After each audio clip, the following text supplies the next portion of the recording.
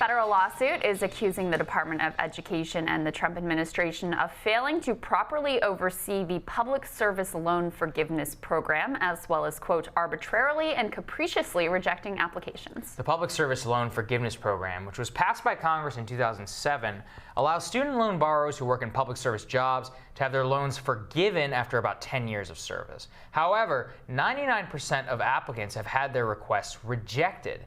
Joining us to dig into what's happening is Randi Weingarten. She's the president of the American Federation of Teachers, the organization behind the lawsuit. Randi joins us now via Skype. Thank you so much for being here.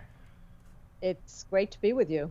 Randi, just tell us about... It's night here, it's day right. there. That's right. I mean, we should mention to the audience that Randi is joining us from Bangkok, so thank you so much for coming on. Of course. Just explain to us what is behind this lawsuit and really what the next steps are for these teachers.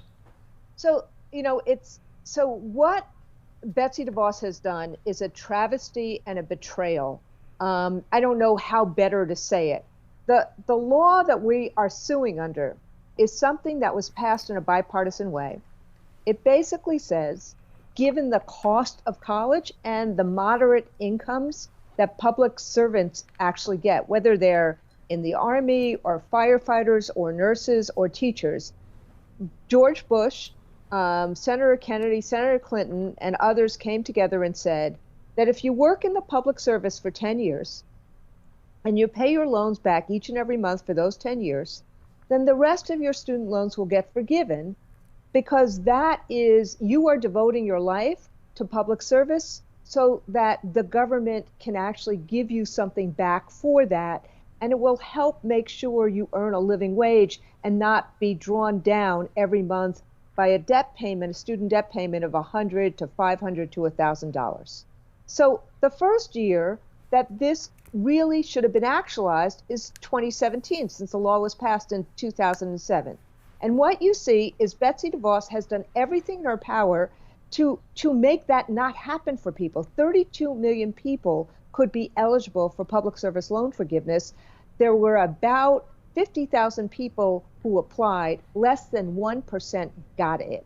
And so what do you think? What do you think is going on here? Like, it seems like a fairly non-controversial idea. It was passed in a bipartisan nature. Something I think if you ask a vast majority of Americans, they would say, yes, we're down with this. Exactly right. So do you think this is just incompetence, or do you think there's a willful approach here to keep people from having access to this loan forgiveness program? So I think it's both malfeasance and incompetence. I think that, and it's not as if she's the only one to blame. Like, the Obama administration should have made the rules much more transparent, because they were there from 2008 on.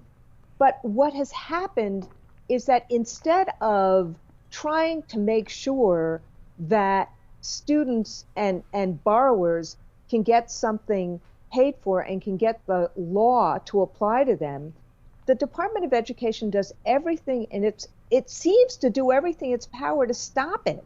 And you see that the GOP has wanted to stop this law, like Virginia Foxx, when she was the head of, when the Congress was in Republican hands, she tried to ditch this law.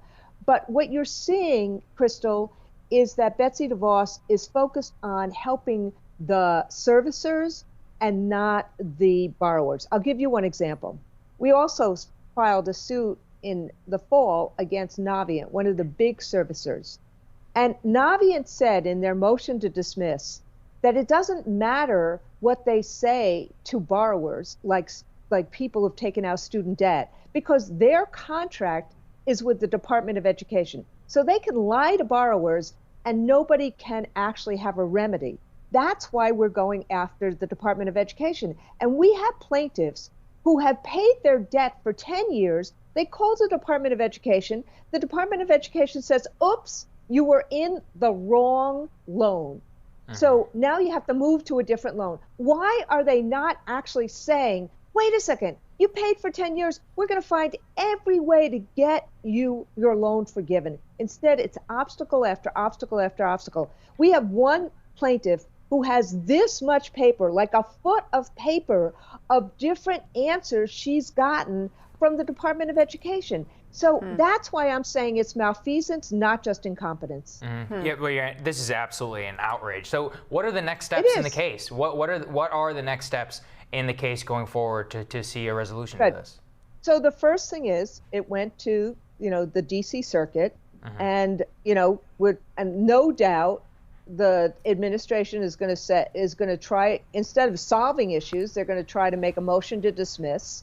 Hopefully we will withstand that. And all the legal mumbo jumbo that means, if we can get to the circuit court, and the circuit court will say that the Department of Education has violated its constitutional obligations to these young teachers and young firefighters, and they have to make them whole. They have to make sure that the law that was passed to make sure people went into public service applies to the people who are in public service. So that's why we're going to the courts. It'll probably take a few months, but at the end of the day, we have to help people who are paying $500 to $1,000 a month, and they want to be teachers, they want to be firefighters, they want to be nurses. And so hopefully we can get some relief from the court, but at the same time, we need Congress to make this more transparent and make it easier for people to do this. One last thing I'll say. We have a lot of complicated laws in this land, environmental laws, tax laws. If people can make those things workable, if we can send somebody to the moon, we can make this public service loan forgiveness workable so that the people who go into public service get their loans forgiven after 10 years. Yeah, well, keep us updated. We're going to keep an eye on it. I also wanted to ask you, though, while you're in Bangkok for an international education conference, what are you seeing there in terms of trends around the world? So, this conference that we're at happens every 4 years. There are about 32 million educators around the world who are in educator unions, and they all come together about once every 4 years. So in the last two conferences, there's been a lot of focus on quality public education, on stopping austerity and privatization, and ensuring that kids all over the world get access to good education.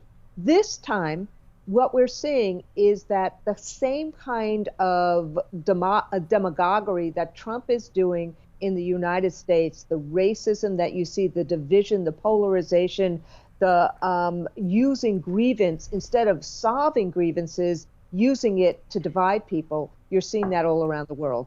That's a big difference. And particularly in a post-World War II Europe, you're seeing with migration, going into Europe and going into the United States, what you're seeing is instead of solving the problems in those countries, which is why we have this migration, what you're seeing is this tremendous racial divide, misogyny, Islamophobia, racism, xenophobia all across the world.